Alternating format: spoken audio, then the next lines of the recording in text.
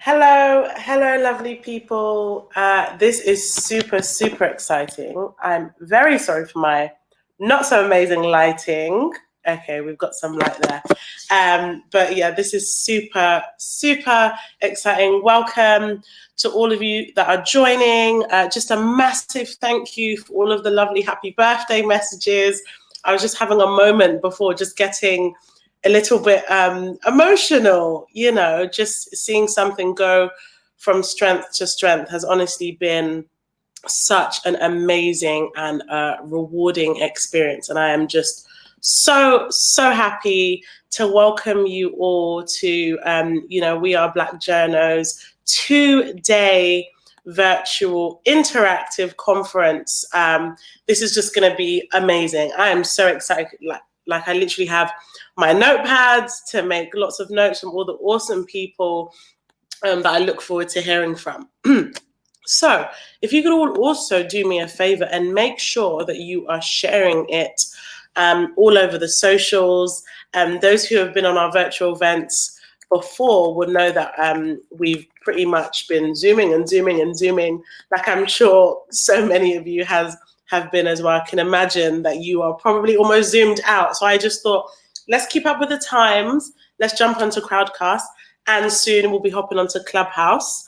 Comment if you've heard about Clubhouse, which is the really cool app that is audio only. So yeah, this is really amazing. And please do bear with me, lovely people, because this is literally my first time using Crowdcast as well. Shout out to the amazing Kanan, who I did a test run with earlier, just to make sure all the technical stuff went well, essentially. So yeah, I'm just welcoming in all of you lovely people who are currently here right now. So I guess, what I'll start by doing is actually sharing. I'm so sorry, I think I'm about to sneeze. Okay, that was a half sneeze. I am under the weather a tiny bit, but all is well, because it's not the C word. That's a big disclaimer. But yeah, just a little bit under the weather, but feeling 10 times better, especially since today, once realizing that this amazing event is happening. So yeah, I guess I'll just start with an introduction of how we came about. So We Are Black Journos launched in 2018. So that was exactly 2 years ago, on the 27th of November, actually. And I would say it's something that stuck in my head from about 3 months before that, where I was in environments that were meant to be, representative of the audiences that we were broadcasting to as journalists. But when you looked around that physical environment, you wouldn't see that at all. Thank you so much, Vanessa, getting in there. And I've got tissue right next to me. We wouldn't see that represented. And I'm a very big believer in, if we're meant to be a media organization distributing this information to the masses, and, in several organizations, you're speaking to specific audiences. So you've got your One Extra audiences, you've got your Radio 4 audiences, you've got your LBC audiences, and etc. And if the people that we're speaking to can't necessarily be identified with the people in these spaces that are producing that output for you, that is genuinely problematic. And I had conversations with editors and, just pretty much address the elephant in the room. Like, don't you find it a little bit odd that you're not seeing this? And I guess it was also around that time where I came across a shocking 0.2% statistic. Now, if you know what I'm talking about, just drop a comment. The first person that drops that comment, I will give them a big shout out and obviously expand on what I mean by that 0.2%, which is indeed very, very shocking. So yeah, it's exactly that. Not seeing that representation, and I guess just wanting to, really just create that safe space, I guess, where we could I don't know, just connect with other like-minded people, essentially. Like, I think me personally, in the BBC, where I've worked full-time for the past 5+ years before I started to freelance in West Africa, where I am now, by the way. I'm in Lagos, Nigeria, hence why I look a little bit sweaty. And if anyone wants to know, the flu is from the air conditioning. I know, the irony. Yeah, during those 5 years, I was very active, just in doing like a bunch of, talks and, activities, anything that included Black and minority ethnic groups. I was very active in that. But I also noticed the more that I was very avid with my social media use, I was connecting with so many Black journos. Like, I think one of the first was Victoria Sanusi. At the time, she was working at BuzzFeed. Same with Talani, popularly known as Tolly T, Ikran, Gina. Like, there were so many people that I was just connecting with, and I was like, yo, like, that's amazing. We all have this great thing in common. We are all Black and journalists. And I wanted to create that physical connect group where we could, I guess, familiarize ourselves with one another and therefore think bigger than the 0.2%. Now, no one's commented yet. But basically, 0.2% of Black journalists exist in the UK, simply put. So I wanted to, stress the point that we're bigger than that. So yeah, the 27th of November 2018 was the launch of We Are Black Journos, where I had an all-Black panel of journalists. We had over 60 guests. We only made, promotions and messages go out maybe 2 weeks before. And that was a very big clarification for me that this is working, and I'm a big believer in doing things with longevity and purpose. So even though I wouldn't know that 2 years later we'd be forcibly doing virtual events due to a pandemic, I knew that it would be a very successful platform to connect with many people. So yeah, super, super, super, super grateful for things that we've been able to achieve in the past 2 years. And especially grateful to all of you for just connecting with us, people that have been there 2 years ago, 1 year, yesterday, very, very grateful. Now, without further ado, I am going to shortly play a short 30-second clip of We Are Black Journos events over the past 2 years before I hand over to our first speaker/panelist, who's the incredible Rufaro Faith.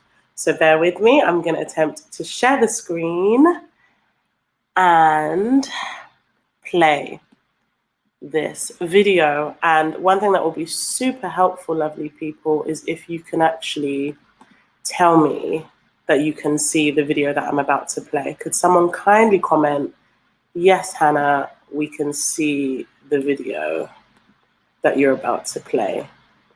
If someone could kindly comment that, that would be super duper helpful, just so I know. Okay.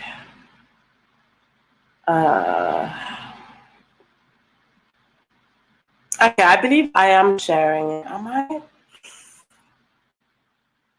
I can't really tell.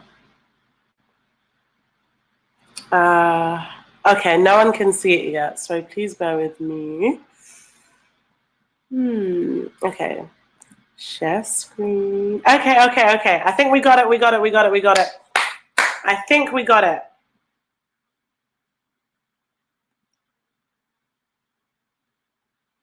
Can you guys see it now?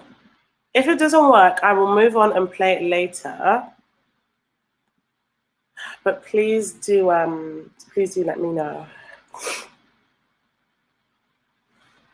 Okay, I'm gonna give it a try and play the video for about 10 seconds. Okay, if it doesn't work, I'm gonna move on. Okay, no worries, lovely people. I will move on. Thank you so much for letting me know that it didn't work, but no problem, we'll play it later. So yeah, super, super excited to have, all of you awesome people joining us.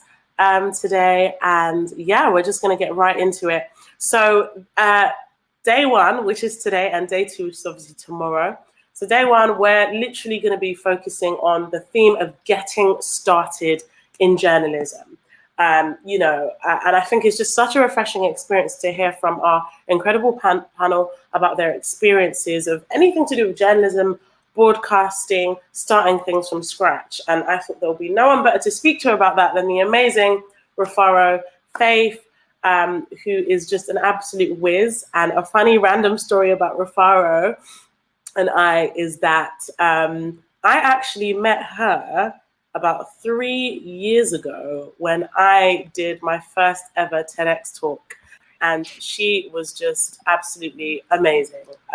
She taught me how to do a TEDx because I didn't know what I was writing. I was basically writing a rap. I just didn't know what I was doing. And she pimped it up for me and made it amazing. And I'm so happy to have connected with her since then. And even better, obviously, have you on this virtual event. So thank you so much, Rufaro. Thanks for inviting me, Hannah. Your talk was great. It was like way more than a rap. Thank you so much. That's so kind of you. And it's honestly just amazing to have you here. I know that you've been very active in your University of Surrey, and you started this incredible podcast, and you've been interviewed by these several platforms and publications. And I just thought it would be a great way, especially in a time where I'm sure, especially during the lockdown, podcasts where I think statistically the download record was just crazy high. And it's something that is, obviously it's been around for a while, but as of late, it's been incredible to see many people, aka people that look like just you and me, creating these podcasts from scratch. So it will be absolutely amazing to hear you, share your gems, words of wisdom, and all that great stuff on, how you literally started up a platform of your brilliant podcast. Yeah, thank you for the introduction. So yeah, hello, I'm Rufaro. I'm a freelance podcast producer, and today I'm going to be talking to you about a podcast documentary series I created during the first lockdown called Class of 2020. So at the beginning of March this year, I was halfway through my final year of university. And after about 3.5 years of trying to figure out what exactly I wanted to do with my life, I'd finally decided that I wanted to pursue a career in audio. So I'd been doing student radio and creating little podcast episodes, but had really discovered a love for interviewing people and trying to create immersive audio stories. So at the end of February of this year, I did what any final year student who has just had an epiphany a few months before graduation about, what they actually want to do with their life. And I started sending cold calling emails to every company I could think of in the hope that I could round out my experience before applying for jobs in the spring. So long overtold story short, the pandemic happened. So I submitted my dissertation a couple of hours before we went into lockdown. And like a lot of final year students, I went into this really weird state of limbo as I tried to finish my degree back at my parents' house, while also trying to work out what graduate life was going to look like in the middle of a pandemic.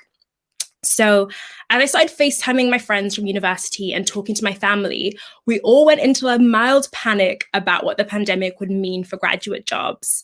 As I went doing my midnight Google deep dives, I worried what the pandemic would mean for the health and well-being of the people I loved. And as I spiraled into researching the effects of past pandemics, recessions, and general global crises, I, like many people in the same position, found myself with way more questions than I could find answers. But if there's one thing I found comfort in those first few weeks of lockdown, it was talking to people like me who were in their final year of university and who were either mildly panicking about the future or recontextualizing their whole university experience in terms of how it was going to end. So for me, talking to people has always helped me to figure things out, or at least feel less alone in the act of trying to figure things out. So with the knowledge that I had about 6 weeks between handing in my final assignment and graduating, I decided to create something. I decided to create a 10-part podcast documentary series called Class of 2020, because I am graduating in the class of 2020, about what it was like to study, graduate, and come of age in the midst of such an uncertain year. I decided that rather than waiting for anything about the future to feel certain in a year like this, I would use that uncertainty that I was feeling and all the questions it raised to explore different aspects of young adult life from the perspective of as many students on the internet that would talk to me. So I kind of set out to find stories that I didn't feel were being fully explored from a student point of view. But above all, I set out to create a podcast that made other people in a similar position to me feel less alone in the uncertainty of this year. But like a lot of people like me all the time, it took about 2 hours for my initial excitement and enthusiasm about the project to turn into fear and self-doubt, because I'd never done anything like that before. I recorded interviews like for the podcast that I made during student radio, but almost always I did those in person. I'd edited podcasts, but I never edited anything that required more than one recording and a quickly written voiceover. So I didn't feel at all like I had the level of skill I needed to make the kind of thing that I would even want to listen to. And then I just thought, who would even want to listen to this? Because I looked to see if I could find other podcasts about student life, because initially I just wanted to listen to it, not actually make it. And so I kind of looked to see if there were other podcasts to kind of give me a sense of, okay, this already exists, so it must be interesting to other people. But in those early days of lockdown, of course, there wasn't yet. So for like a week, I sat on the idea and I did a really good job of coming up with incredibly creative and innovative ways of talking myself out of it. I was trying to talk myself out of making both the podcast and even trying to pursue a vaguely creative career. But despite my best efforts, the story won out and I knew that I had to at least try. So I did what I always do when I need to do something that I don't feel ready to do. And that is that I put my inexperience and self-doubt in a little box and set myself just 2 simple goals. Simple in like the way that I say them, but not simple in actually trying to live them out. But my 2 simple goals were to try and facilitate conversations that made whoever I was speaking to feel like they could be open about their experiences, because conversation is a thing that I enjoy the most about making podcasts. And 2, I set the goal of trying to come away from the project having learned something. I looked at the year we're in and thought, it's clearer now that I can't control every outcome, so let me just focus on enjoying the experience. So I went online and cold emailed everyone I could find who had tweeted or written a blog post or vaguely referenced the fact that they were in their final year of university. I reached out to experts that I had no expectation would reply to me, in the hopes that they would give me a few minutes of their time. And every time I sent an email or DM that I didn't think I was going to get a reply to, I just reminded myself that I literally had nothing to lose. So in the end, I was able to talk to newly qualified medical students about what it was like to start work at a time when the NHS was under so much pressure. I talked to drama school students about what it was like to watch the theatre industry, which for many of them would have been their entryway into a career in the arts, crumble. I called up student campaigners who were protesting against their landlords, universities, and employers. And I talked to students about how they were managing their mental health. But above all, I had more conversations about job recruitments, job rejections, frozen recruitments, cancelled internships, and quarter-life crisis than anything else, because as I've made the podcast, I realized that we're all in the same boat. But 5 months after making the decision to start the podcast, I had finished my degree, held a fake graduation in my back garden, and created a 9-part podcast series called Class of 2020. I had interviewed over 35 students from 18 different universities, 10 experts from a really broad range of industries, and I'd been on national radio twice talking about the project. But most importantly, I'd achieved the 2 goals that I'd set out to achieve. And those were to have really good conversations and to learn a lot. So I'm going to share 2 of the most important lessons I learned throughout the process. The first big lesson I learned is, don't wait to be perfectly equipped to start something you care about.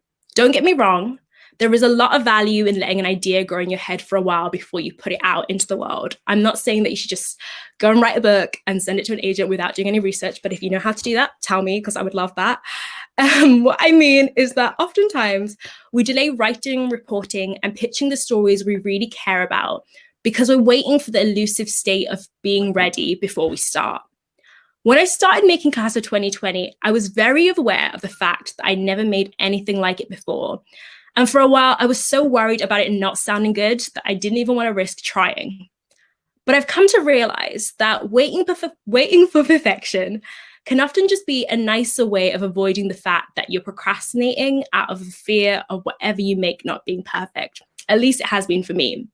Perfectionism can stop you from getting out of your comfort zone enough to grow and make the kind of stories that you need to make the kind of stories you dream of hearing. In creating something that I didn't feel completely ready to make, I forced myself to learn quickly. By putting myself on a regular deadline, I gave myself the kind of constraints that pushed me to really learn and apply new skills. And because I was so excited about the project and had such a deep desire to try and make it as good as I possibly could, I learned quicker and enjoyed myself a lot more than I think I would have if I'd spent months and months trying to perfect those skills outside of a project I cared about. When I look back, I think, would it have been a technically better podcast if I had like another year's worth of experience? Definitely. But in delaying making it, I would have lost the momentum of that initial excitement. And most importantly, my own personal goalposts of readiness would have no doubt gotten more difficult to achieve. So if you're starting something, don't wait to be perfectly equipped to start something. Sometimes enthusiasm, Google, and YouTube tutorials are enough. And the second lesson I learned is that there's value in the stories that you're in a unique position to tell. When I first started writing stories and trying to create things, I was always looking for that big story, that experience that just had to be shared, or that amazing concept that would generate dozens and dozens of episodes. But oftentimes it's the small stories that we want to hear the most. So when me and my friends were getting emails saying that the jobs we'd applied for had frozen recruitment or that we hadn't gotten the job, what I didn't really want to listen to was a podcast filled with in-depth analysis, facts, and important figures. What was interesting to me, what I really wanted to hear, was someone talking about the weird persona they'd adopted to look studious on LinkedIn, because that was my truth at that time. Sorry, that was really funny in my head. When my graduation was cancelled, I didn't really want to hear a sincere speech about these times. I wanted to hear someone having fun while trying to stage a fake graduation in their back garden, because different stories are important to us at different moments in our lives. And I think it's easy, especially at the start of a career, to think that you have to fit into a certain box or tell stories about certain things in a certain way to be a proper journalist. But in making Class of 2020, I learned that the best stories I told, the best stories I could tell, were the ones that I felt were most authentic to me. That the best interviews I recorded were the ones where I made the guests feel comfortable enough to share the little stories and unexpected anecdotes that were most interesting to them. Those stories that I or they had a unique experience with were the ones that seemed to resonate the most with the people who listened to the podcast. So if you have a story and it means something to you, share it, because there's value in the stories that you're in a unique position to tell. It's been 5 months since I graduated and released the last episode of the podcast. And since then, I've had the opportunity to work on some really exciting projects and stories as a result of it. It definitely wasn't a project I planned to make at the start of the year, but in creating it, I was able to gain the confidence I needed to know that I could start something new again. It taught me that I don't have to feel ready in order to create something that I love, that there's value in the stories you feel uniquely positioned to tell, and that no matter what the outcome may be, the potential to learn something is a good enough reason to try. So if you've got an idea, story, or project you care about, now is as imperfect and perfect a time as any other to just start. Cool. Done. Let me bring myself back. Hi. Hey! Oh my gosh. I'm sure we're all virtually clapping. Rufaro, that was absolutely brilliant. Yeah, incredible. And just so inspiring. Like, there's so many gems that we've, just taken from that. Very good comment. Don't wait to be perfectly equipped before starting something and going for that goal. Literally one of my favorite quotes ever is, if you wait for perfect conditions, you will never be ready. And I just feel like we put so much pressure on ourselves. Like, okay, we've got to make sure that we have the right equipment, and we've got to make sure that we have 10,000 followers, and we've got to make sure that we have X, Y, and Z. But sometimes I think the most magical things just start from an idea. So thank you so much, Rufaro. Whilst promoting this, we have been, telling people to submit in questions and stuff. So I think just to be good with time and not to rob everyone of their evenings, at 8:15 we'll jump into our Q&A section. So if anyone does have any questions for the lovely Rufaro, please drop them in the comment box. So yeah, we will see you in a moment, Rufaro. I hope me closing the video doesn't close the chat. No, it doesn't. Great. Getting there. So yeah, thank you so much, everyone, for those who are joining and interacting. This is gonna be great. We literally have just under an hour left. And next, I think we're definitely gonna have our notepads out for this one. I was taking so many notes from the incredible Rufaro, who just spoke about starting something up from scratch, and that could literally be anything, and it could just sort of funnel into so many different ideas that we have journalistically, career-wise, business-wise, whatever.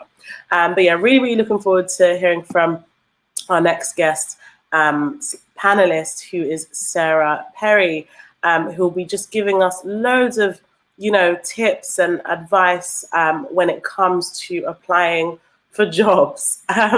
I mean, if no one here has ever had to go through a job application before, then I would really love to know your secret. Otherwise, it's definitely something that we all have to do. The online forms, the CV uploads, just really important things to sort of look for and what stands out to people that you essentially want to work for.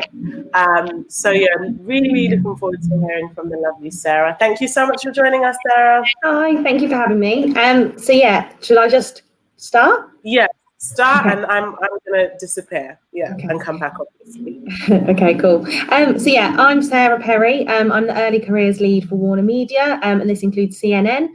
So I'm sure CNN probably needs no introduction, but we were the first global 24-hour news network in the world. And we have an amazing intern program, which I'll go on to explain a little bit about as well. So as a recruiter, I'm hoping that I can provide you guys with some advice for those of you looking to start your career in journalism.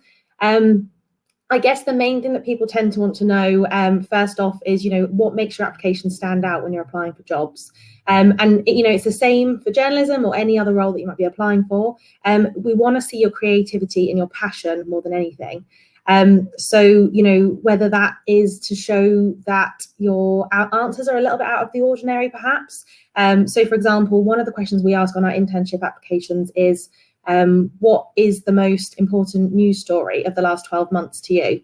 And the ones that really stand out are the answers that kind of, they don't use a mainstream headline, for example, something that maybe only CNN reported on, or wherever you're applying, if you're applying for BBC or somewhere like that, like try and dig around, find something a little bit out of the ordinary, a little bit different. Because if you're getting 500 applications, say, and a third of them have a really similar news story that they've picked, you're going to remember the ones that chose something different and maybe even chose something that you just wouldn't expect someone to pick. But obviously within reason, because it still needs to be an important news story. And then also to say, and this probably sounds really obvious, and probably a lot of what I'm going to say maybe sounds obvious, but avoid copying and pasting when you're applying for things. So you might be applying for jobs at lots of different companies, but try as hard as you can to make yourself or make sure that what you're writing is tailored to the application that you're applying to. So for example, we get ones where people mention an anchor from ITN or something like that, and you can tell that the person's copied and pasted it. They haven't really thought about it too much. And I know it's really annoying if you want to apply to 10 different jobs in one go. It is going to take you a long time, but it really shows when people put the effort in and they kind of take their time and really tailor each application to the job that they're applying to. And then kind of moving on to just general application tips and interview advice. So always make sure that you're carrying out loads of research. Research the people who are going to be maybe hiring. Like normally you can find a name or something like that of the person on the team that you're applying to. Look at them on LinkedIn, see what their experience is. Try and see if you can get that in a subtle way that's not, I think if you can get it in subtly, maybe that you've seen X person's experience and you can relate to that because you did that too, or perhaps you can say, maybe you can see articles that they've written and things like that. So try and talk about that and, how you've read up about what they did and you're really impressed by a certain thing that they wrote. You can also look at what the team generally has produced, or if you're applying to a certain news desk or something like that, have a look at, what kind of things they're producing, what they're writing, and what they're reporting on, so that you can put that in your application, because all these things just make you stand out and show that you've really made the effort to look into what they're doing, and it shows that it just shows your passion, because it shows that you're really, really keen and you're really excited to work for that team. I'd also suggest, so if they're moving on to kind of the interview stage, when you're going for an interview with anyone, make sure you read your CV and sort of refresh your memory on it before you go, because there's nothing worse than being in an interview and saying asking someone a question about something on their CV and then saying, oh, did I say that? And I think it's obvious, but you do put things sometimes in your CV that you think, oh yeah, that'll sound good, and then maybe before the interview you haven't quite remembered what you said, and just little things like that really help, just to keep things moving, and to make sure that you don't slip up on anything. Also think about the way that you dress. Even though we're in this virtual world, if you're doing video interviews, you can still be seen from the kind of chest up. And dress in a way that kind of matches your personality as well. Don't wear boring colours if you're the type of person that likes to wear more loud outfits and things like that. Make sure that you feel confident in what you're wearing and make sure you feel comfortable. But if you want to express your personality in the way you dress, that's fine. But it's about kind of, I guess, looking smart. So not just, I don't know, waking up 20 minutes before the interview, brushing your teeth and then seeing how it goes. Try and make the effort, because it shows that you really want the job. And then things to do with the company as well. So for example, if you're going for an interview somewhere, say where if it was at CNN in Warner Media, there's a lot in the news at the moment about our company. There's been a lot of change across the globe. If you went to an interview with us, we would expect that you probably would have read up a bit about that. Maybe be aware of how it's going to fit, how the company's going to fit, and how the team's going to maybe work after. I guess you can't necessarily tell, what the future outlook is for the team. But if you have an awareness of the things that are going on, then that just shows that you've really put the effort into your research again.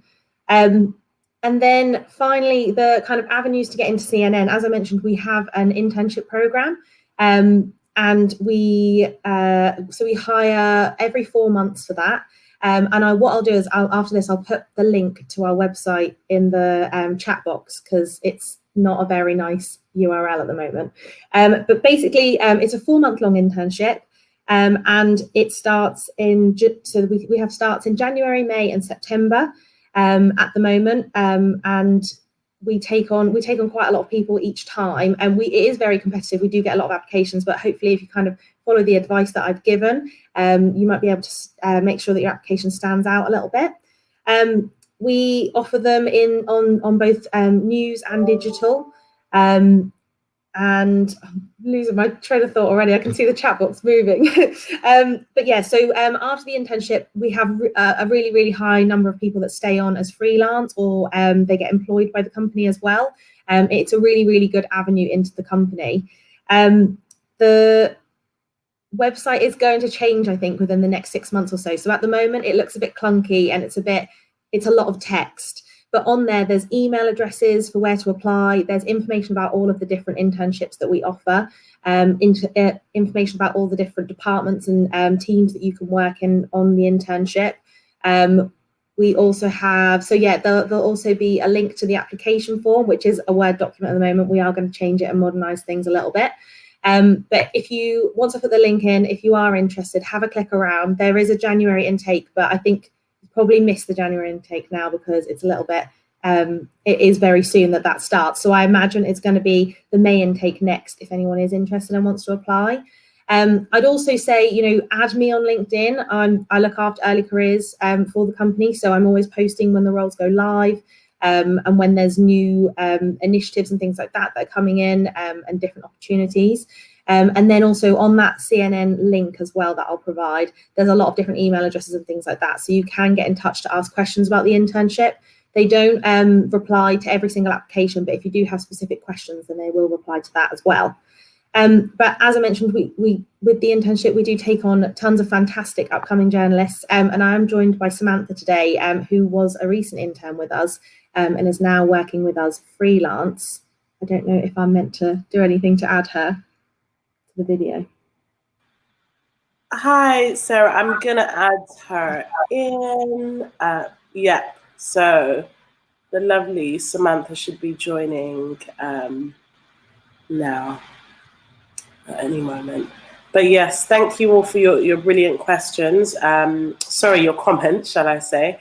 But please do ensure that you're dropping some questions for Sarah. I think obviously it's a really great and important starting point for literally anyone. So be sure to. Yeah, I'll give it back to you then, Sarah. Well, Samantha, I should be saying. Okay, who is reconnecting? Wait for her. I don't want to sound a bit too random and voice of Goddy, so I may as well just appear whilst we wait for the lovely Samantha to come. But yeah, like I really love the points that you made about simple things like dressing and you know, one thing that always sticks with me is ensuring that you ask a question in an interview as well, like off the back of it. So not that it's the biggest test in the world. Obviously, the main test is them obviously knowing that you're appropriate enough or passionate enough or suitable enough to go for the role. But it just always shows that little bit of extra oomph when you ask quite a good question at the end. Yes, Samantha, we can hear you. Okay, I'm going to disappear now. Thank you. Hi. So yeah, do you want to tell everyone about your kind of experience in the CNN internship and I guess where it's got you now? Yeah, so I was the intern straight after I finished my master's at City in 2018. So I started in September, and there was about 10 of us that started together, and I applied for the news desk internship. That's the one I really wanted. But my second choice was Amampo, but I ended up getting the news desk, which is what I actually wanted. And yeah, the application process, I think it was my first proper job application straight out of uni. So yeah, like a lot of the things that Sarah said, I actually did do. So that's probably why I actually managed to get an interview. I remember when they asked me what the top story was that year, I didn't want to say Brexit or something that everybody else would pick. So I think I ended up picking something relating to the US and Jerusalem. So I think that really took them off guard. And obviously at the time, I just finished a politics degree. So I was very much aware of what was happening in the political atmosphere. So I just used that for that question. And then I think during the interview process, I think I just knew the company quite well because CNN is actually something I've been watching since birth. I don't know, a lot of Africans, if you're here, CNN is something that in an African household is played 24/7. So I grew up watching CNN, and when they came to ask me certain questions about the network, I knew them without even thinking about it. But I also had critiques about the channel because one of the questions that I was asked was what CNN not very good at, which threw me off. It took me a few seconds to gather myself and figure out what to say. But yeah, I found something to say because obviously no network is perfect. You always have to critique and you always want to look at how you can be better. So I was able to pinpoint a few things that I found that the network would have done better. For example, their diversity on their screens. I noticed that on a day-to-day, you rarely ever see any Black or Asian reporters. So that's something that I pointed out. And yeah, the who interviewed me were quite impressed. And I remember the night before the interview, I had somebody, I think it's Holly, who sent me a list of the people who were interviewing me, but she didn't say anything. She just sent me 2 names. And I was like, oh, this is strange. So I just went on LinkedIn and kind of searched these names and figured out, okay, I think these 2 are interviewing me. So I just went like on a background search just to find out what they're doing. And I found out that they were also interns a few years ago. And it also, obviously, their LinkedIn just told me about their career. So at the end of the interview, when they said, "Do you have any questions?" I just decided I'm just going to talk about them for a little while and just get them to tell me about their career. So they really liked that. And one of the guys was actually thrown off because I think he wanted to be a war reporter. And I was like, "Oh, so what made you want to be a war reporter?" And he was like, "How do you know that?" And I'm like, "I'm not a weird stalker, but he did mention it on his LinkedIn, and yeah, we talked about that for a little while." So it became like a nice conversation as opposed to an interview. So I think I became less nervous when I had them talking about their careers. And then so after that, I think I got a reply 2 days later that I got onto the internship, which was amazing. And yeah, from then onwards, I mean, they really do throw you into the deep end. You don't really get to sit around and do nothing from day one. If I wasn't doing a visa run, I was out on a shoot. I was out taking box pops. I was out with reporters. There's never really a time where you don't do anything at CNN unless Trump has done something crazy. But for the most part, you are kept busy and always doing something. And like Sarah said, the internship is 4 months. As soon as that finished, I signed a freelancer contract, and I've been working at CNN since then as a producer, a media coordinator, and a rights and clearance manager. So you're really able to move around. Like, you're not stuck on one desk. If I wanted to go on other shows like I'm on Paul, I could if I wanted to. So they really encourage you to stick around and move around and get as much experience as you can get, which I've really loved. And I feel like I've really grown as a journalist, and just being surrounded by so many talented people has been incredible. It's really good to know that some of the things I was suggesting that you actually did when you applied. It shows it works. What do you think you did when you were interning that kind of what do you think gave them the confidence to sort of sign you on as a freelancer and then keep you around?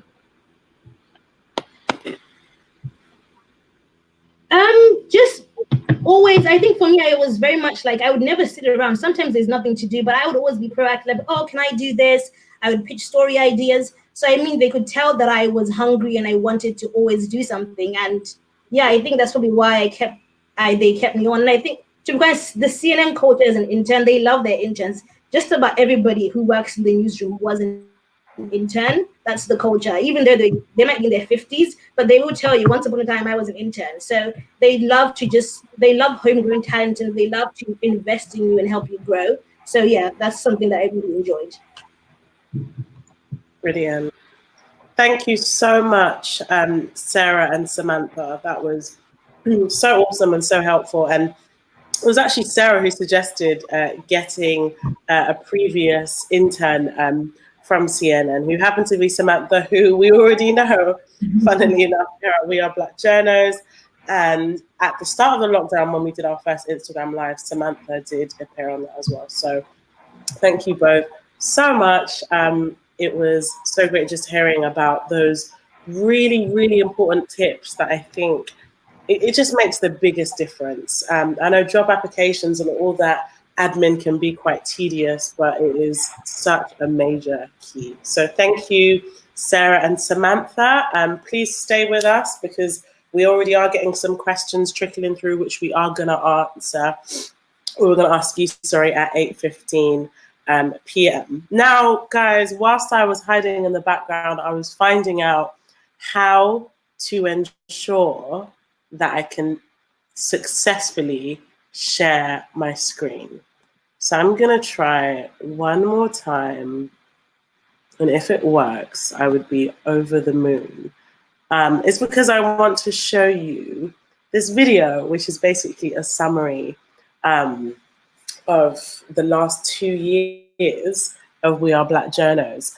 And also, guys, please do feel free to get really interactive in the comments. Feel free to drop your social handles, your blogs, your websites, anything that you want to share, that you think would be quite impressive. It would be lovely, lovely, lovely to have you and to connect with you and to see all the awesomeness that you're doing.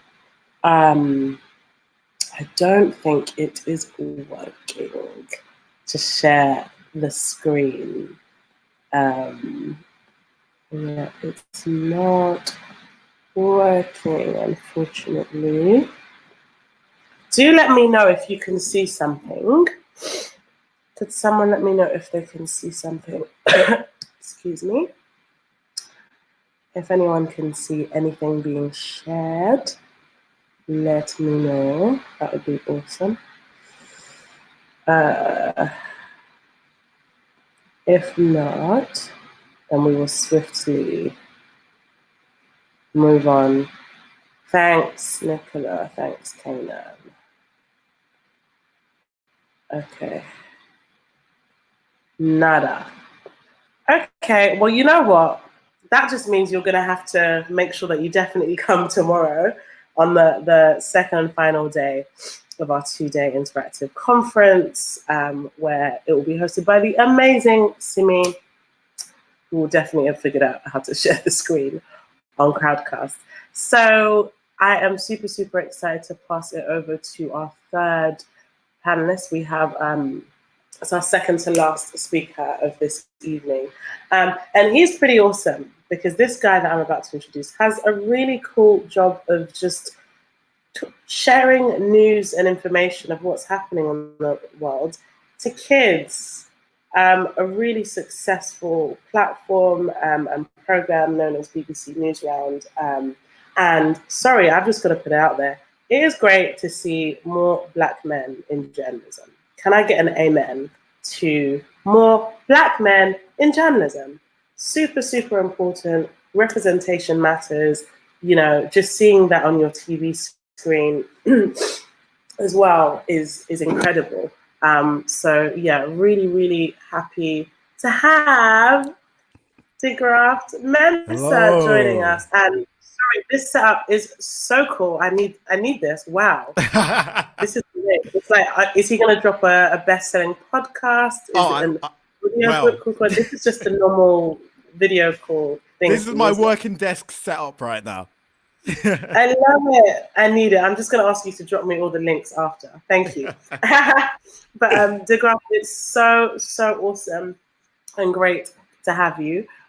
So yeah, just really happy to hand it over to you for a few minutes where you can obviously share about your awesomeness and your excellence. And I'm super excited to hear about it. So I'm just going to disappear and obviously feel free to introduce yourself. And yeah.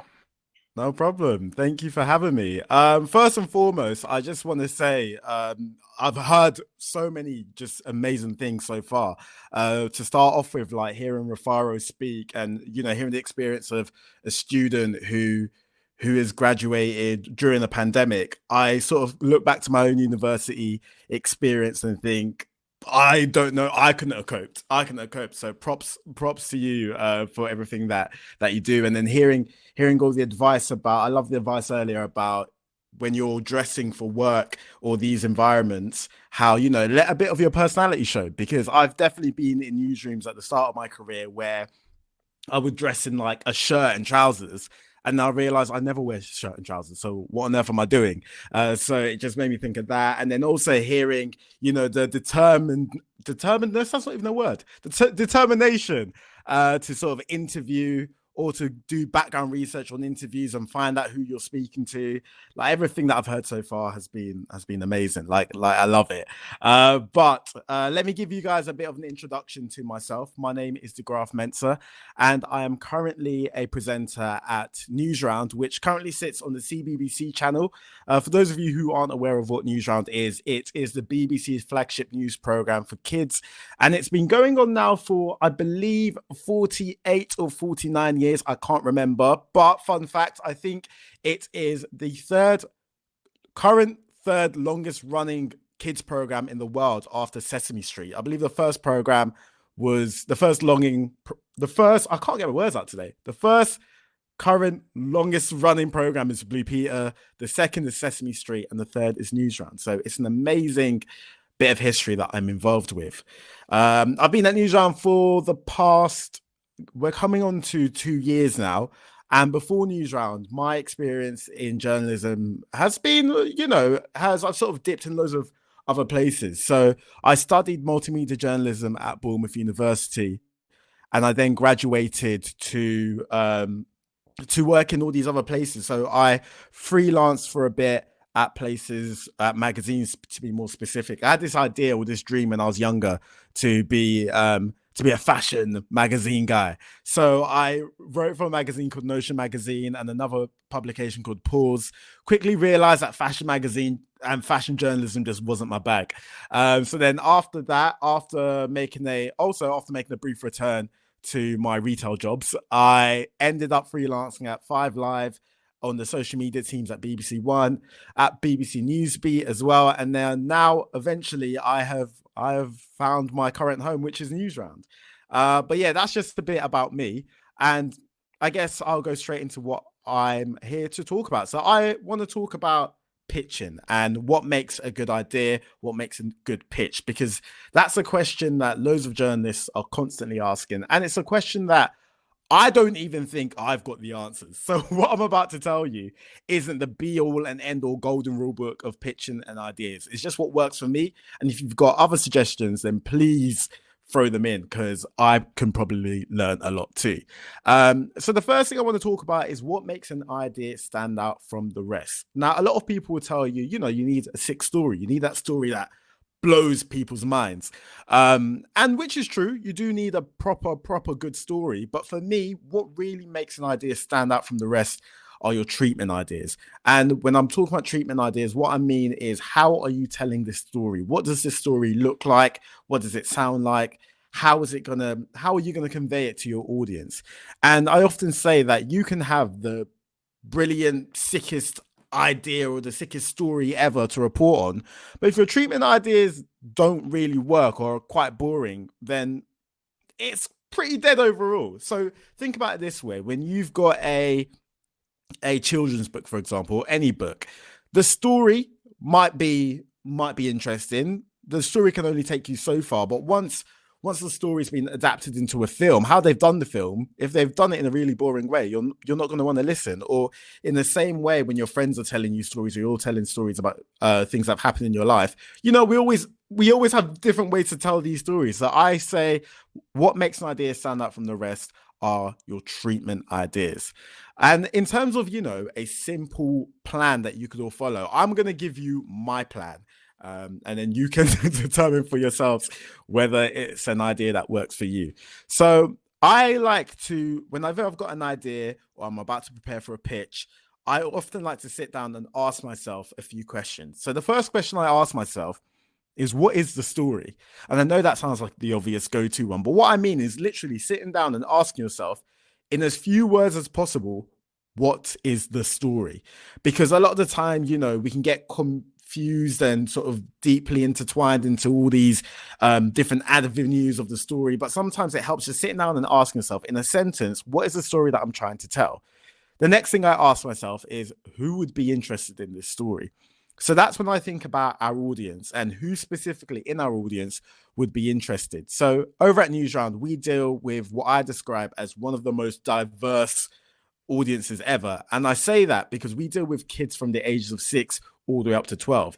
And if you think about it, that's a lot of brain power you're dealing with, because a 6-year-old's understanding of anything is very different to a 12-year-old's understanding of anything. So we're dealing with such diverse people in general, people who've got very different understandings of life and how the world works. So I've got to take that into consideration. But then I've also got to take into consideration, who in what sort of socio-economic categories do people in my audience belong to? So sometimes there might be a story and I'm like, yes, this is perfect for people who live in inner cities. Like, they're going to see the story and relate to certain parts and take certain parts home. Whereas there are going to be other stories where I'm like, oh, if you're not an inner city kid and you live out on the countryside, this is also going to apply to you. But then no matter what we're doing and no matter who we're making this story for, we've also got to try to tell these stories for other people in our audience. So you think about who would be interested in this story, and then also think, could other people potentially be interested as well? The third thing I ask myself is, how do you tell it? And that goes back to your treatment ideas. How are you going to tell the story? Who are we going to hear from? What will we see? Is it going to be a TV package, a magazine feature, an online thing, an interactive movie? Just think, how are you going to tell this story? And finally, one of the most important questions, at least for me, is why are you going to tell this story? And I often find if you can't answer why you're going to tell a story, then sometimes you might have to have a think on, should I be telling this story? So I can give you an example. Quite recently, we were working on a pilot for a brand new podcast project that I'm working on. And we recorded a pilot on the Jamaican deportation flight that took place on the 2nd of December.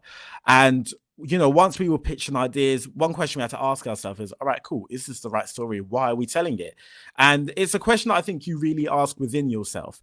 And you tell yourself, why am I telling this story? And for us, we were telling this story because it was something that is normally, quote unquote, underrepresented in mainstream media. So we want to give a voice or shine a light to this story.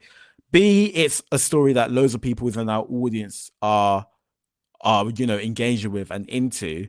And C, why we're telling this story is because what we as Black journalists feel as if it is an important story to tell. So you've got to ask yourself, why am I telling the stories? But to give you more of an insight of how I work, I'm going to share my process on a specific story that I did from beginning to end and let you know how I did it. So last year, I worked on a story that looks at the impact that manufacturing of trainers and sneakers had on the environment.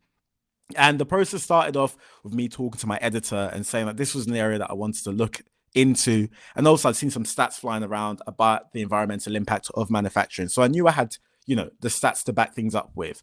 I explained my top line to her. I explained that this would be a story that large parts of our audience would be interested in. And that was actually based on some research that another team had done, which looked at the different children's audiences and the different brands and their relationship with brands and lifestyles that they have. So then after that, I explained exactly what I wanted to see and what I wanted to hear. So I floated around this idea of being inside a manufacturing factory, talk to a head designer at one of the big brands, and also talk to people who deal with, this sort of hype culture and reselling trainers at massive prices. And then I also explained that I wanted to tell this story online and on TV. So once all of that had been commissioned, I then had to start doing all the legwork and putting all the bids in and speaking to our assistant producers about my plans. And we ended up filming where did we go? We ended up filming in the UK New Balance factory, speaking to the head of sportswear design at Puma, and speaking to the guy in charge of the UK and European operations of an app called StockX, which deals with reselling trainers and whatnot. So once we'd filmed all of that, I sort of sat down and I then had to do the boring job of editing it all together and writing articles and, just putting everything into one cohesive bit of material. So that's just an example of how I've implemented, some of my tactics into my work. But ultimately, I know that's a lot of talking, so I've got a couple of things that I want to leave with you guys that I think could really help.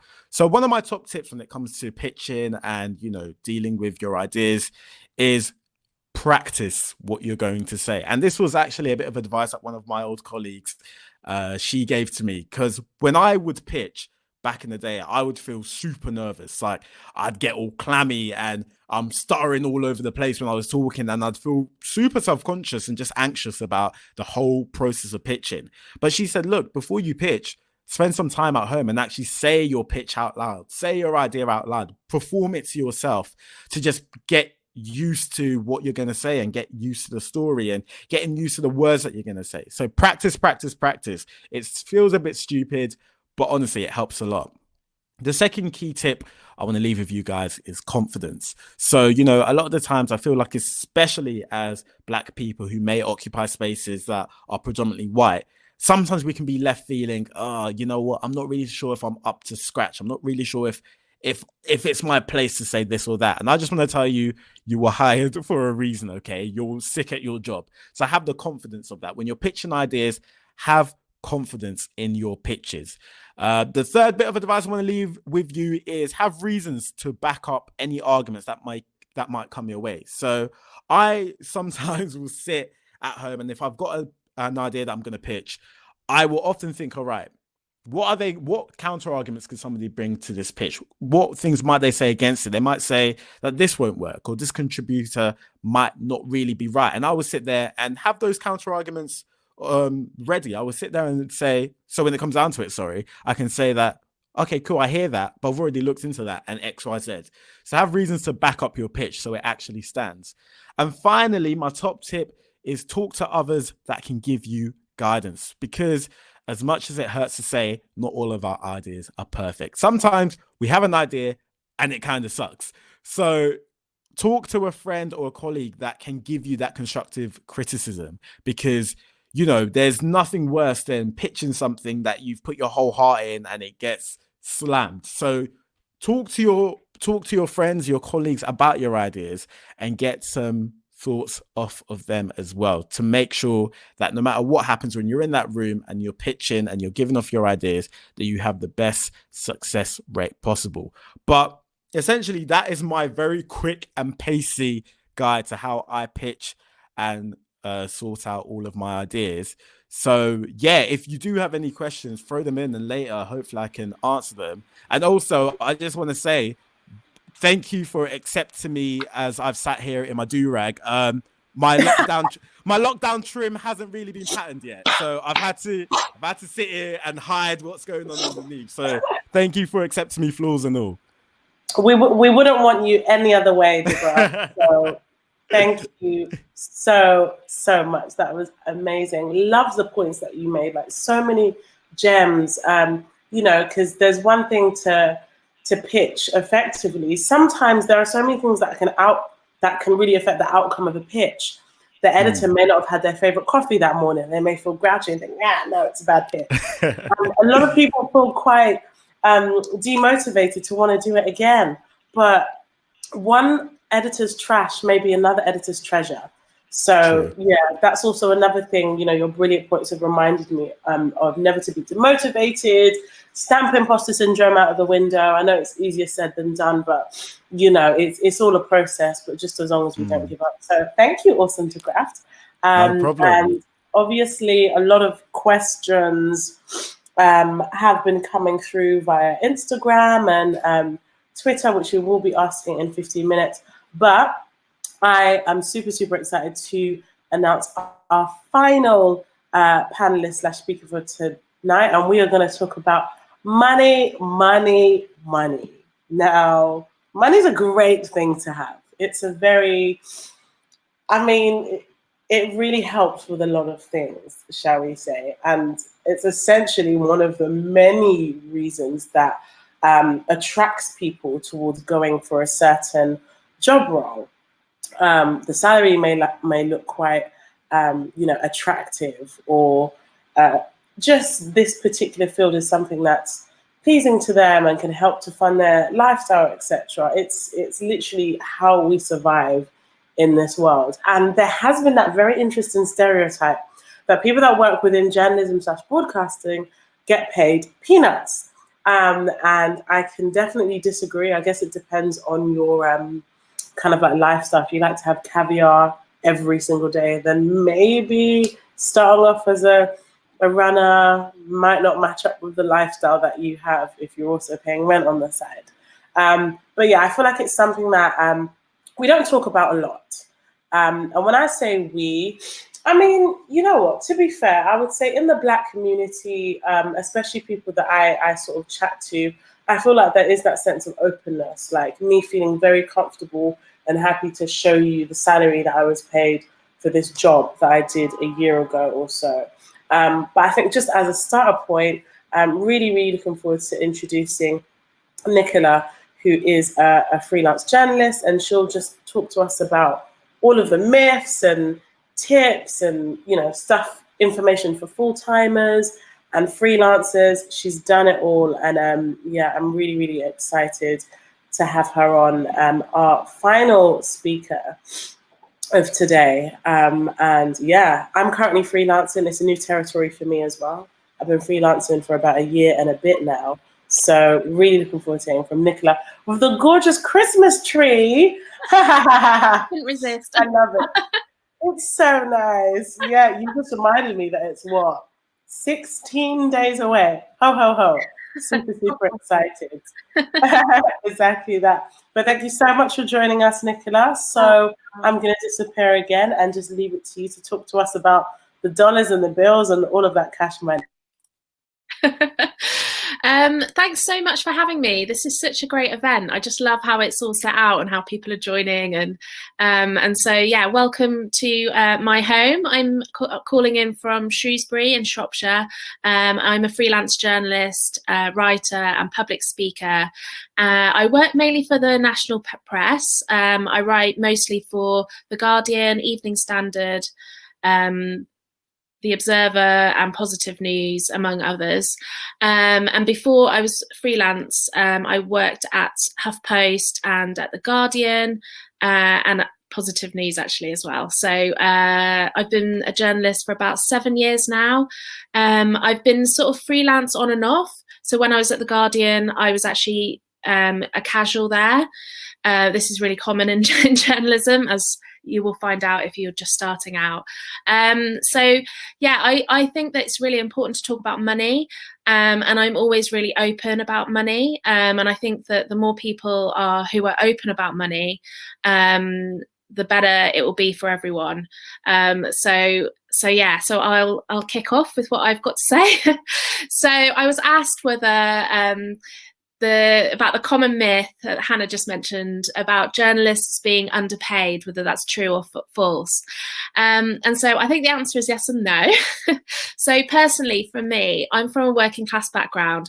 And when I was at HuffPost as the assistant news editor, I was on 36,500.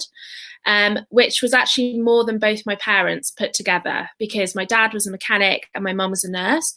And so for me, that felt like incredible, like to earn more than my parents put together. I was like, whoa. But I've got friends who are from much wealthier backgrounds, and for them, they often complain like, oh my God, I can't believe how little we get paid. I'm going to move into like a corporate job or PR. This is shit, you know. So, but I've always been like, wow, I'm so grateful to have made it into journalism, and I think I've earned a decent amount of money. I'm now freelance and I live in my hometown, so I rent a 2-bed house. It was obviously different in London. I've just moved from London, so I've got quite a good quality of life. So personally, I think I earn okay amount. But having said that, I do know that some people in journalism earn a lot, and no surprises that the people who earn the most are probably going to be white, male, and from like a middle class or upper class kind of background, of which there are a lot of them in journalism, because it's extremely elitist. There's people who loads of people went to private school, Oxford, Cambridge. And so typically those people are the people who end up with the more important jobs and get paid more. But don't let that put you off, because it depends where you work, and it depends about how willing you are to like sort of put yourself out there and ask for more money, which I'll be talking about in a bit.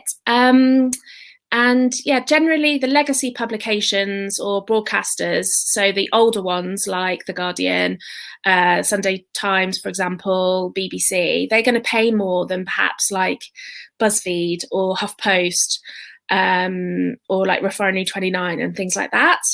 And you might also get looked after better. So for example, The Guardian has a really strong union.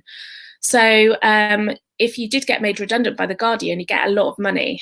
So that's also something to sort of bear in mind, that you might start out on quite a low income compared to maybe your friends who go into other professional careers, but you might end up moving up quite quickly, or you might move to a publication that has like decent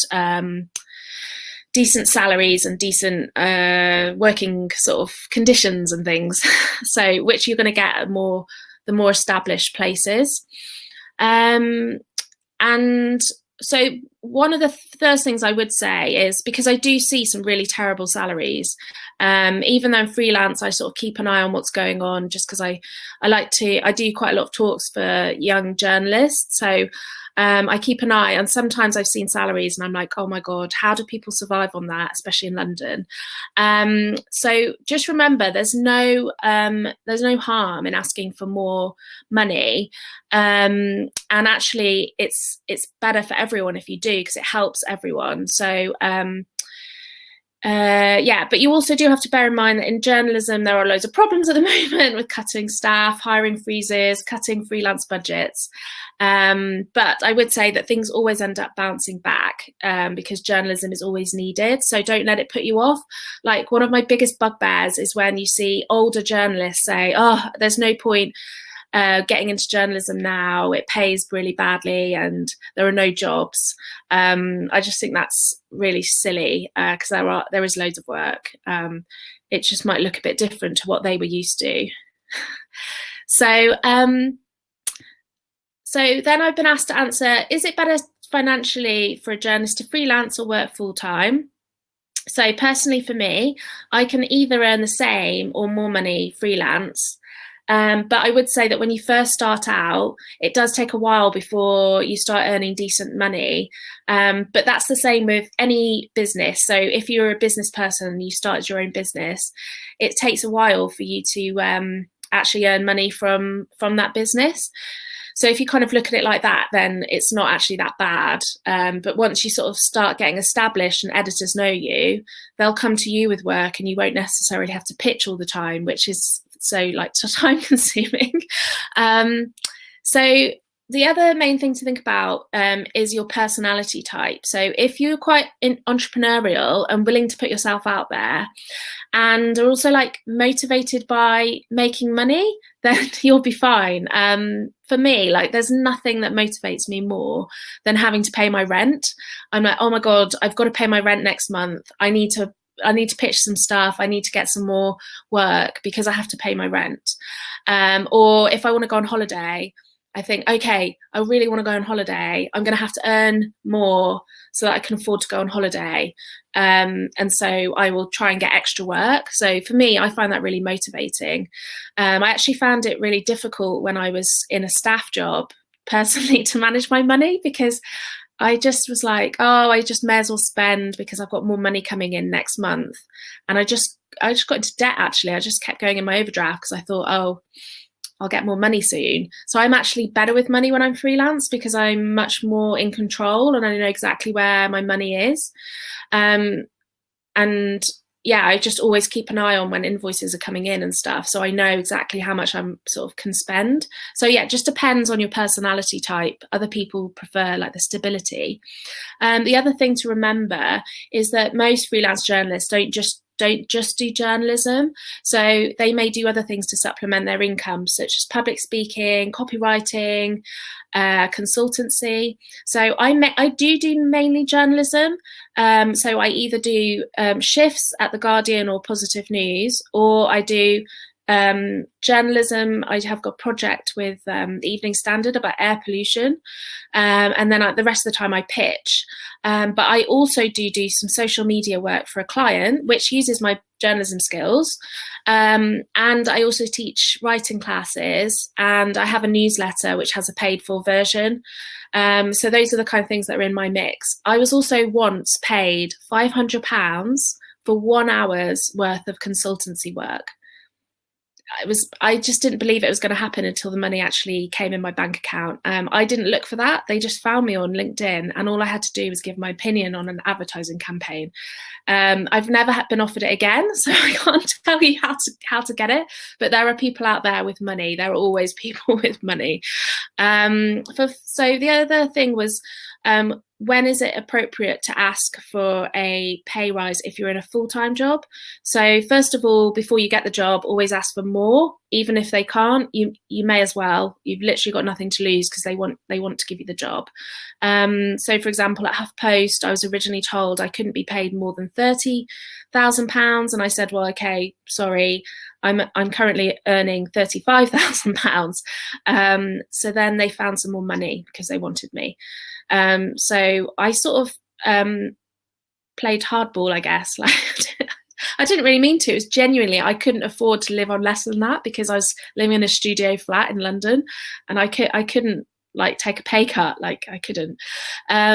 So remember that it's not about them doing you a favor by giving you a job. You have to remember it's a two-way street.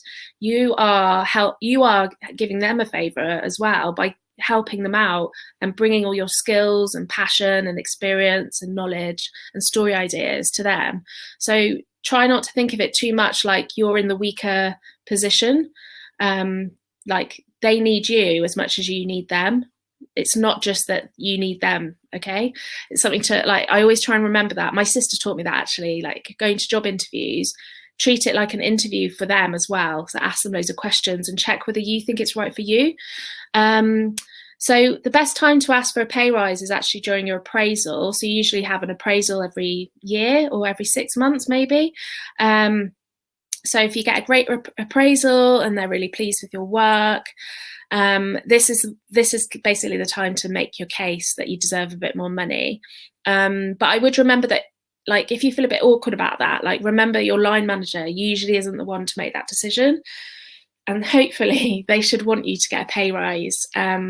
So yeah, that's the best time to do it. And I would just say, like, be realistic, because lots of places, like at HuffPost, when I had an appraisal, I knew that they were not doing that well financially, because lots of journalism places, like publications, aren't doing very well at the moment. So don't ask for loads more money. So I just got the standard pay rise. I didn't get a special one. So yeah, try and be realistic, but also don't sort of sell yourself short. So when you're freelance, I've got a question about what's the best way to calculate your fee? So sort of, unfortunately, most places in journalism, they have like set fees. So for example, a shift at like metro.co.uk is £100 a day. And then you get taxed on top of that. So it doesn't end up being that much. But when I first started, that was loads, because I'd been working for free. So I took on a few of those shifts when I first started, for example. Then other places will pay much more. So The Guardian and I think The Times and The Telegraph maybe pay about £195 to £200 a day for a reporter. And then, so these are for shifts. And then for articles, most of them work on a day rate. So you can't just say, like, oh, I've got this article, I want to be paid such and such. So you might get, I think some of them have set rates. So like the I newspaper, if you write an opinion piece for them, it's about 150, 125. If you write for The Guardian, it's around 31p-ish per word. Other places might be like 25p per word. And then at The Guardian, you get paid the word count it ends up as. But if that's less than what you're commissioned, you get what you were commissioned at. So you don't lose out, hopefully. So yeah, it's always a little bit more than I think it is going to be when I sort of work it out. So yeah, you don't often get to calculate your fee unless you are doing work for like a client. So my social media work. So I just said a day rate. And I've got a few links to share with you about if you are asked what your fee is, how to sort of calculate it. So I don't want to take up too much time, so I'll share those as links. But basically, again, you can ask for more money. I would say with the freelancing, it's kind of a bit harder because a lot of the times they will just have those standard rates. Like The Guardian is 31p. It's like 310 point something per 1,000 words. That's what they'll tell you. I don't know why they do it like that, but anyway, but it's around 31p. And that's just the standard rate. And you're only going to get paid more if you're like really, really well known and famous, basically. So but then the day rates, they sometimes fluctuate. So I think when I first started at The Guardian, I was being paid 150. It's the same at Positive News. They pay me more now. So like the longer you go, you do start getting paid a little bit more. And then the last final thing is how to actually get paid. So you have to invoice usually. So again, it depends on the publication. So when I write for The Guardian, I don't have to invoice. It's all done on a system, and you get this thing called a self-billing invoice, which tells you all the details, and you just have to fill in this form. I will warn you now that some publications will make you try and go through all these different hoops to get paid. So fill in like loads of crazy forms, and it can feel like really like they're trying to put you off being paid. So just persevere. Like even if you hate filling out forms, it's worth it, because once you get on the system, for example, I did some shifts at the Independent, or I wrote something for the Independent, and it was one little thing, and it took me, I think, longer to do the form than it was to actually write the article. But next time I write for them, like it will just be much easier. So it is a pain, but you've just got to do it. You've just got to sit down and make yourself do it, and don't like put it off, because the editor might change, they might move on, and then you've got a new editor who doesn't know you and is like, what are you talking about? So try and make yourself do it as soon as that email comes through with like, this is the form you have to fill out. Sometimes they're just asking for your bank details and stuff like that. Then the other thing to do is make yourself an invoice template for the places that you do need to invoice. So often what will happen is the editor will, this is what happens if it's a good place. The editor will take your article or piece of work, have a look at it, and then they might send it back to you for your edits. And when you send it back and they're happy with it, they might say, okay, great, send an invoice, and then you can invoice straight away, which is just making a sort of form. And again, I can share some things that will be helpful. And you just email it as a PDF to make sure that they don't change it. And it's just got what work you did, what the cost was, your bank details, and something nice like, thanks so much for your prompt payment. They'll try and do like 30-day payment terms. I always put like 15 just to see if I can get it earlier, which actually does work for like corporate places. So it's always good to give it a go.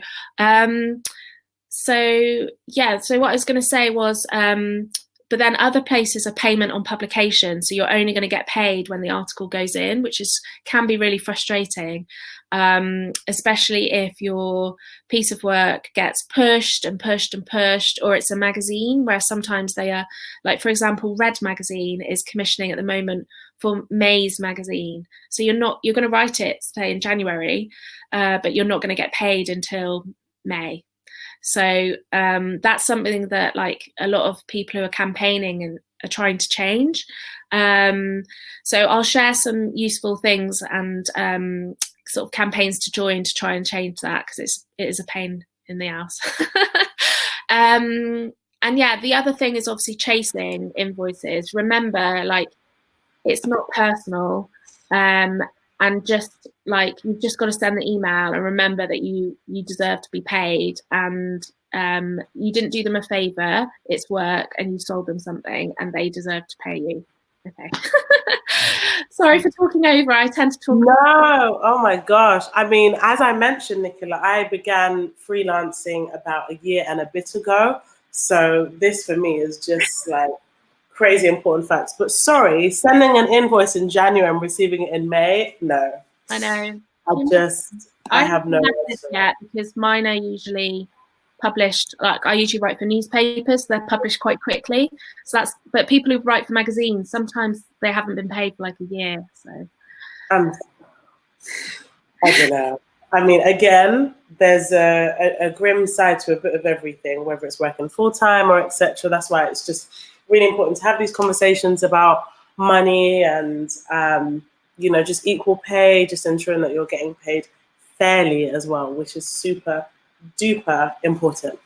So thank you so much for that, Nicola. We've got some questions for you as well, which we will ask in a moment, but I'm going to kindly take over and say, with a few moments left, I know we're running a little bit over, but yeah, we're just going to go through our Q&A section before going to our green room, as I like to call it, where we can, have a follow-up chat and network, and you guys can plug yourself and ask any further questions. I've seen some people that have only recently just joined as well, just to make sure that you get the most out of this event as possible and get as many answers as any questions that you have answered. So I will go with the first question. Again, guys, be easy on me. I am new with Crowdcast. So thank you so much for the questions that you've asked. I think because of time, I've just picked out about one for each. But what I'm going to do following up from this, when we're in the green room, if our awesome panelists would please stay with us, because there are more questions for you. If you'd be able to just sort of answer them in the chat, perhaps that would be awesome. So I will bring in Rufaro for the first question that we have. So Rufaro is a podcast producer. She's absolutely awesome. And she was indeed our first speaker this evening, and was literally talking about starting things from scratch, something that we've all had to do one way or another. So it's been awesome, just hearing more about her experiences and literally just that helpful push and guide that I'm sure we all need when we're in that position of starting something completely new. So Rufaro, for us to wait for her to go up, I guess I'll just say the question now. And the question is, hey, Rufaro, the question for you is, how do you stay motivated to keep creating after starting something from scratch? So I completely get that. I think that's a great question. So, you've posted the Twitter, it's gone viral, people are going crazy. First episode goes out, and it's the second episode, and oh God, I didn't get as much engagement or whatever. How do you keep that momentum going? Do you create a plan? How do you sort of organize yourself?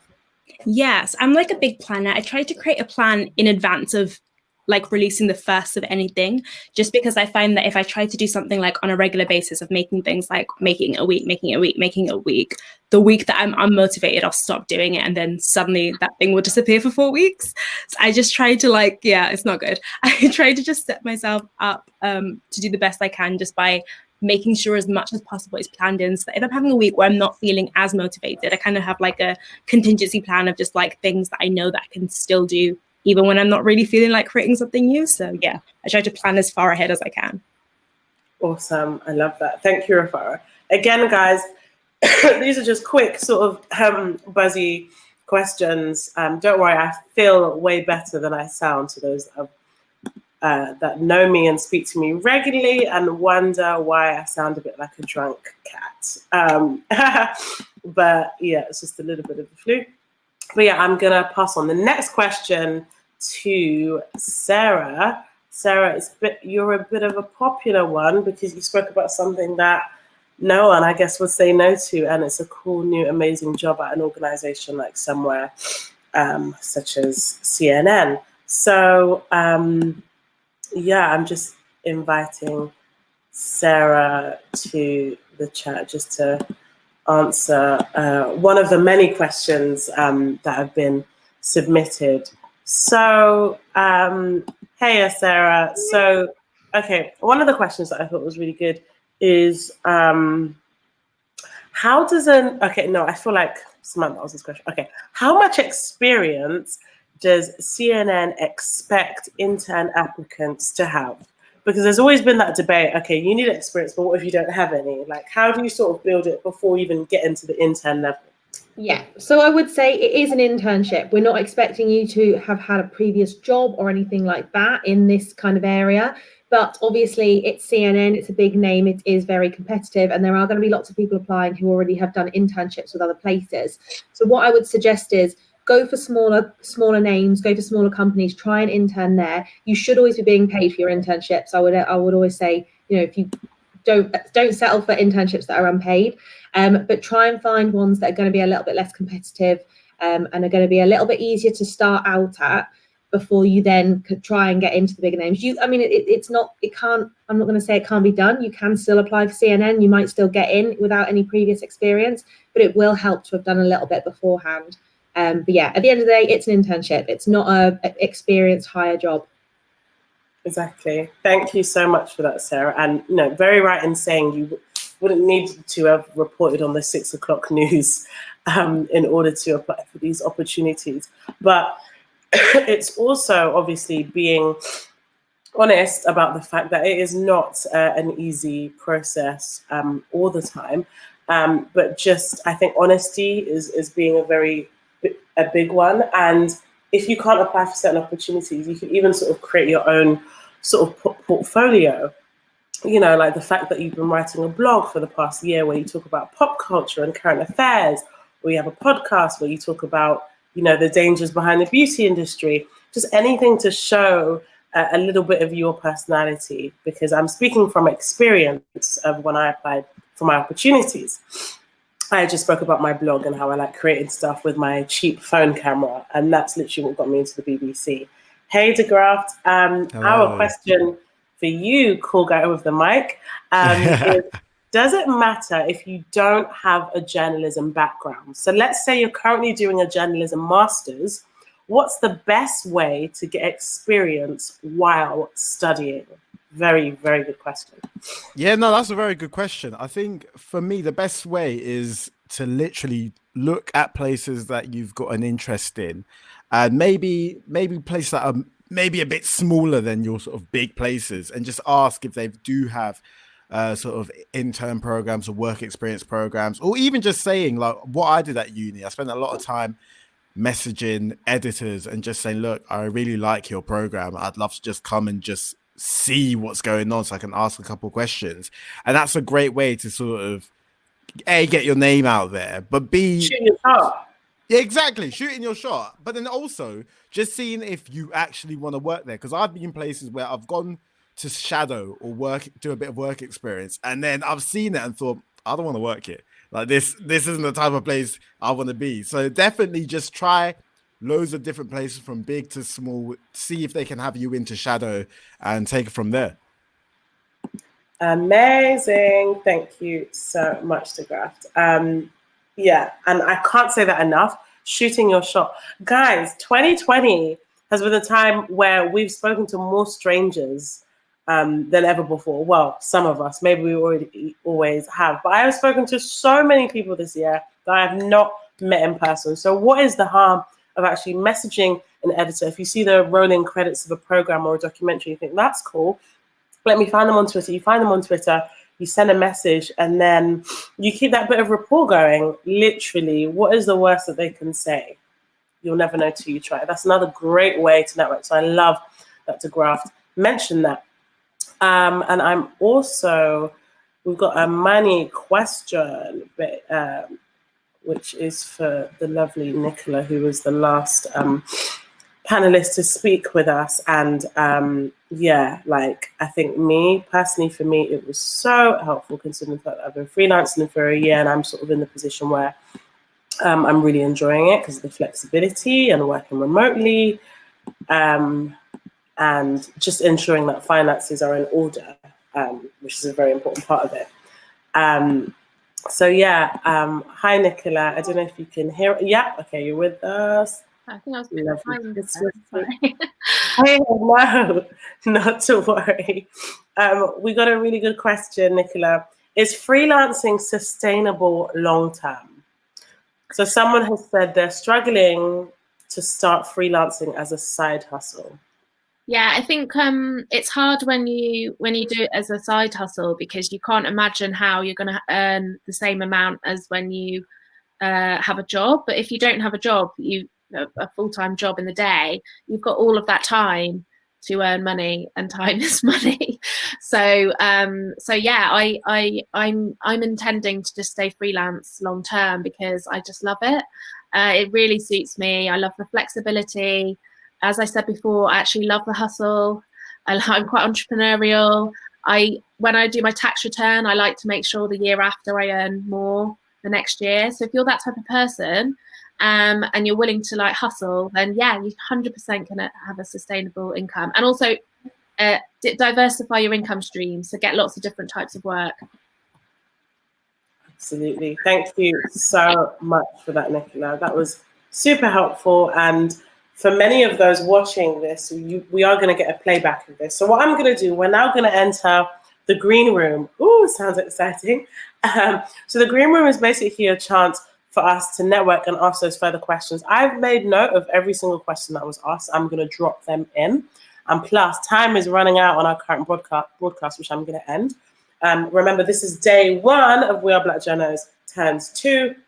Day 2, the final day, is tomorrow. Guys, I am not joking. You do not want to miss tomorrow.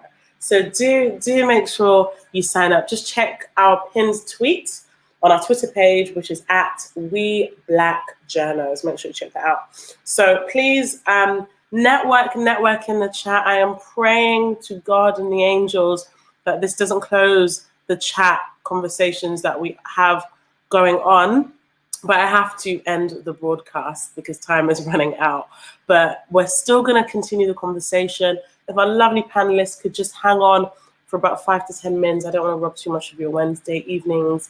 But yeah, I just want to say a massive thank you for joining. And yeah, please do hang on, chat for a little bit. The green room will be open for a little bit. And yeah, looking forward just to seeing more of these connections happen. Thank you so much. And yeah, I really, really appreciate you all coming. I really hope this doesn't stop the event. But if it does, then you can join us tomorrow to follow up. And we'll update all of you, of course, via email, which you all signed up on via Crowdcast. So thank you so much again, lovely people, for joining us on the first day of We Are Black Journos.